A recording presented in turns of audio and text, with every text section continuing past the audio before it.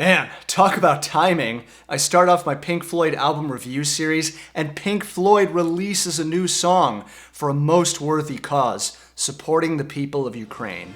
So yesterday, April 7th, I was made aware of this track on Guy Pratt's Facebook page. This would be the first newly recorded music under the Floyd name since at least The Endless River, which in itself was mostly recorded during the Division Bell sessions in 1993-94. The song is called Hey Hey Rise Up, and it brings together David Gilmour, Nick Mason, Guy Pratt, and Nitin Sawhney standing in for Rick Wright.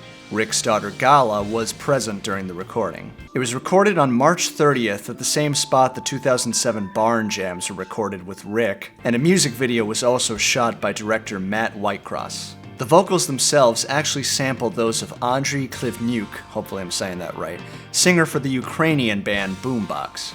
Andriy had left his tour in the US to go and fight for his country. While there, he posted an Instagram video of him in Kiev singing "Oh, the Red Viburnum in the Meadow," a 1914 protest song in tribute to Ukrainian servicemen. I don't think I need to tell you that Russia invaded Ukraine on February 20th, leading to an outcry of support for Ukraine all over the world and denouncement of Russian dictator Vladimir Putin. Many refugees have been forced to flee the country. This is particularly personal for David Gilmour, who said in a Guardian article, "My grandchildren are half Ukrainian. My daughter-in-law, Janina, is Ukrainian. Her grandmother was in Kharkiv until 3 weeks ago. She's very old, disabled, in a wheelchair, and has a carer. And Janina and her family managed to get her all the way across Ukraine to the Polish border, and now they've managed to get her to Sweden, literally last week." In the Guardian article, it says that Gilmour had performed live with Boombox in 2015. I played a charity gig for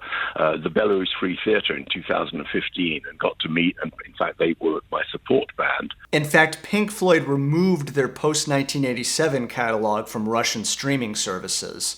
Their 70s output wasn't removed, leading to speculation that Roger Waters didn't sign off on it, but I'll talk about that in a minute. The viral video of Andriy's performance had already received the TikTok treatment, with other artists adding their own music to his vocal in support of his message. Which is quite interesting when you consider this Pink Floyd song is kind of its own TikTok video, at admittedly a much grander scale, and with proceeds going to Ukrainian humanitarian efforts.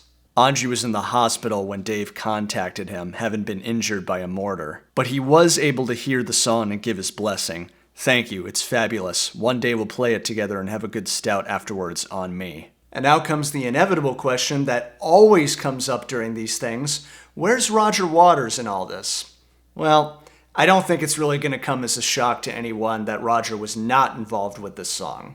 Roger has been critical of Putin's actions, calling them the act of a gangster and demanding an immediate ceasefire. Though Roger, being a pacifist, has also been critical of NATO and the war machine, even suggesting a neutral Ukraine.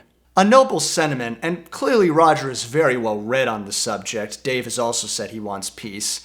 It's very difficult when you're dealing with someone as crazy as Vladimir Putin, and my mother, a literary professor, said to me when I was talking to her about all this, it's easy to be a pacifist when it's not your own country. This is obviously very complicated, and I could talk about this for a long time, but let's dive into the music. Outside of the vocals, it does sound like classic Floyd. Maybe like something that could have been on the Division Bell with something like A Great Day for Freedom. Nick's drums and Guy's bass are as solid as ever. Nitin does an admirable job filling in for Rick's swirling organ. The choir and orchestral textures are well utilized without overpowering the four musicians. And if you're hoping for some David Gilmour guitar licks, they're definitely here. Dave definitely hasn't lost any of his fire. I especially like how he changes tones 3 times, with Nick echoing back with his signature tom fills. But the heart of the song is without a doubt Andriy's vocal, which has been well sampled to fit the backing track. The passion and pain he feels for his country, we feel as well. And of course, it's not the first time a guest vocalist has performed over a Floyd track. Roy Harper did so on Have a Cigar, and most famously, Claire Torrey sang The Great Gig in the Sky. The visuals are striking too, echoing back to the Syd Barrett era of front projection of Andriy and anti-war footage from all over the globe. Now, the message aside, do I consider this performance to be up there with Shine On You Crazy Diamond or anything off of Dark Side of the Moon? Well, no, but clearly this song wasn't meant for that same purpose. This certainly hasn't stopped criticism of the song, some saying it's not really Pink Floyd if it's just Dave and Nick. But people forget that the two of them were officially the only credited band members on Momentary Lapse of Reason, since Rick had been fired and wasn't reinstated as a full member until later. Guy has of course been Pink Floyd's bass player since 1987, he might as well be a member. And even then, I think Guy said it best. In answer to the snide "it's not Pink Floyd" comments, would they make an album and tour calling it Pink Floyd? Probably not. Does it make sense to do whatever is going to attract the most attention and raise the most money for this? Undoubtedly. And I agree with him 100%. If you're going to use the Pink Floyd brand, why not for such a pressing issue? It was of course Live 8 that brought the original 4 members back together, and Pink Floyd has always spoken out against war. Dogs of War from Momentary Lapse of Reason, When the Tigers Broke Free, which Roger dedicated to his father's sacrifice. Even Us and Them from Dark Side of the Moon, maybe one of the greatest pieces ever recorded. So yeah, for its message in supporting the people of Ukraine, Hey Hey Rise Up gets a goldfish from me. Definitely give the video a watch, give the song a listen, proceeds are going to Ukrainian humanitarian efforts.